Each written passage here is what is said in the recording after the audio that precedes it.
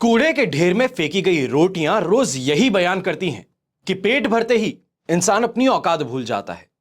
कटु सत्य है कि ठंडी रोटी अक्सर उनके नसीब में आती है जो अपनों के लिए पूरी जिंदगी कमाई करके देरी से घर लौटते हैं। देश विदेश में बैठे सभी दर्शकों को मेरा प्यार भरा नमस्कार। उत्सुकता तो बहुत है कि आने वाला वर्ष हमारे जीवन में क्या लेके आने वाला है। इतनी मेहनत करके हम कहां पहुंच रहे हैं और क्या ग्रह हमारी मेहनत को श्रेष्ठ फल देने वाले हैं या हमें और ज्यादा मेहनत करने पर विवश करने वाले हैं। जैसे कि आप जानते हैं, इस चैनल पर सिर्फ सच कहा जाता है, क्योंकि मैं और मेरे पिताजी ये मीठी मीठी बातें करके आपको और आपके भविष्य को गुमराह नहीं कर सकते। ये ना उद्देश्य है और ना ही फितरत है। इस एपिसोड में हम बात कर रहे हैं धनु राशि की कि आपके लिए वित्तीय स्थिति पर कैसा ये वाला साल यानी कि 2024 रहने वाला है। स्वास्थ्य की बात करें, लव लाइफ की बात करें, कैरियर की बात करें, इन सब पर आगे हम एक एपिसोड अलग से बनाएंगे और चर्चा करेंगे कि कैसा ये वर्ष रहेगा। क्या हमें इस वर्ष आराम प्रदान होगा या मेहनत और ज्यादा बढ़ेगी। इसके लिए बस यही कहूंगा कि इस चैनल को सब्सक्राइब करके बेल आइकन जो है वो दबा दीजिएगा, ताकि जो भी एपिसोड आता है आपको अवश्य ही देखने को मिले। आपको ढूंढना ना पड़े, खोजना ना पड़े। आज एक चर्चा की और अगली चर्चा में आप उपस्थित ही ना हो, ऐसा ना हो। इसके लिए इस एपिसोड को जरूर आप लाइक कीजिए, चैनल जो है उसको सब्सक्राइब करके बेल आइकन दबा दीजिएगा। ठीक है, अब बात करते हैं कि 2024 धनु राशि के लिए कैसा रहेगा। तो वित्तीय स्थिति को एनालाइज किया जाए तो वर्ष का पूर्वार्ध अधिक फेवरेबल दिखाई देने वाला है। उत्तरार्ध में कुछ चुनौतियां आपके सामने आएंगी और देवगुरु बृहस्पति पंचम भाव में बैठ करके एकादश भाव और आपके प्रथम भाव और भाग्य स्थान को देखेंगे।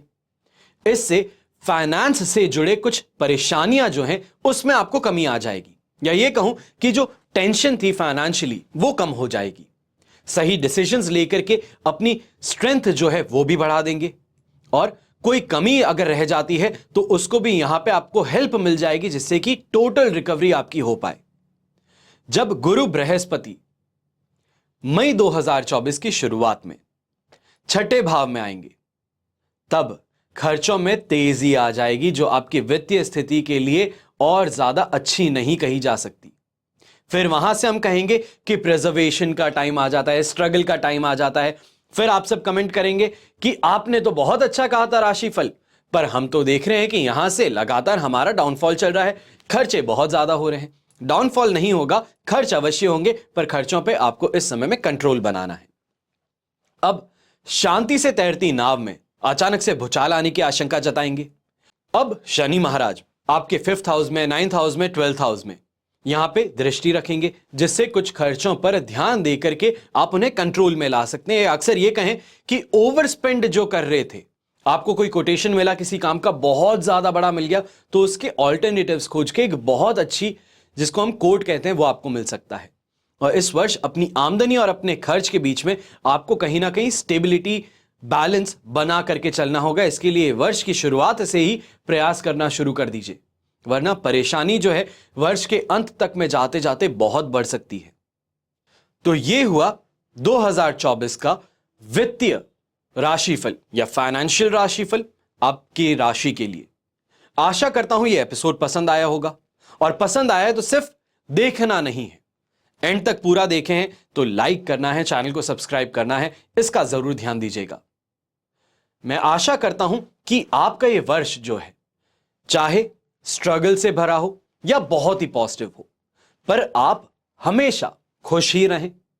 चैलेंजेस हैं उसको एक्सेप्ट करें और उस चुनौती को मानते हुए आगे बढ़कर के उस पर सफलता अवश्य ही पाएं। क्योंकि मैं ये दिल से कह रहा हूं कि किसी के लिए भी बुरा नहीं चाहता। जो ग्रहों की स्थिति है, जो ग्रह बताते हैं, वो कहना सिर्फ और सिर्फ इतना ही मेरा काम है। आपको गाइड करना एस्ट्रोलॉजिकली वो मेरा काम है, वो मेरा कर्तव्य है, वो मेरा धर्म है। उसको मैं पूरी तरीके से निभा रहा हूं और आशा यही करता हूं कि कैसी भी कोई भी स्थिति आपके सामने क्यों ना आए, पर आप अपना स्टैंड यहां पे ना खोएं। आप पूरे साल बहुत ही स्ट्रांगली, कोई भी स्ट्रगल है तो उसको पार करें, सक्सेस अवश्य पाएं। और अगर अच्छा साल है तो अच्छे साल में सिर्फ कमाई जो हो रही है उस पर ध्यान मत दीजिए, दूसरों का भला करने पर भी ध्यान दीजिएगा कि अगर आपको ईश्वर ने यह आशीर्वाद दिया है कि यह वर्ष आपके लिए अच्छा है, तो गरीबों की सेवा, बड़े बुजुर्गों की सेवा, कहीं ना कहीं अनाथालय में जाकर के सेवा अवश्य ही कीजिएगा, क्योंकि जब अच्छा हो रहा है तो हर किसी के साथ में अच्छा करना यह स्वयं का कर्तव्य बन जाता है। मेरा यह मानना है, अगर आपका भी यही मानना है तो ये करके इस वर्ष को अति शुभ बना सकते हैं। हमेशा की तरह प्रार्थना यही करता हूं कि आपका और हमारा परिवार सदैव ही सुखी रहे, संपन्न रहे और सुरक्षित रहे। घर में बड़े बुजुर्गों का साथ और आशीर्वाद अगर हमारे साथ में हमेशा ही बना रहे तो प्रगति हमेशा हमारे पास में होगी। हम हमेशा जो भी कदम लेंगे वो प्रगति की ओर लेंगे, सक्सेस की ओर लेंगे और अपनी जिंदगी में बेहतर करते चले जाएंगे। नव वर्ष से एक आप संकल्प ले लीजिए, हर सुबह उठ करके नहा करके भगवान के चरण स्पर्श करूं, उससे पहले अपने माता पिता के, अपने दादा दादी के चरण स्पर्श करके ही अपने दिन की शुरुआत करूं। इतना सा अगर कर लेते हैं तो मैं आपको गारंटी के साथ में कह सकता हूं कि यह वर्ष आपके लिए बहुत बहुत ज्यादा फेवरेबल बन सकता है, क्योंकि जो ईश्वर नहीं कर सकता उसने अपना एक अंश माता के रूप में आपको दिया है। और माता का आशीर्वाद, पिता का आशीर्वाद हो तो मान करके चलिए कि जीवन में कैसी भी कठिनाई क्यों ना हो, वो आपका बाल भी बांका नहीं कर पाएगी। हमेशा की तरह जय श्री राम एवं जय हिंद।